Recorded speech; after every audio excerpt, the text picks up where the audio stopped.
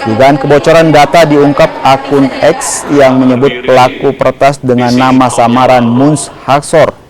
Menteri Koordinator Bidang Politik, Hukum, dan Keamanan Hadi Cahyanto bilang Badan Siber dan Sandi Negara atau BSSN telah memberikan informasi terkait ancaman peretasan data milik pemerintah. Kemenko Polhukam terus meneliti dampak lanjut dugaan kebocoran dan akan melakukan mitigasi.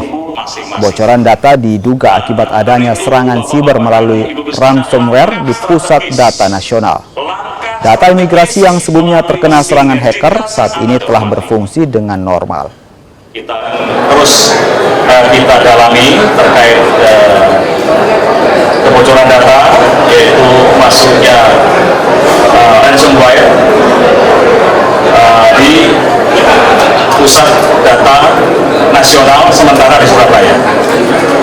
BSSN juga sebelumnya sudah memberikan satu notifikasi terkait ancaman tersebut, dan saat ini BSSN juga terus meneliti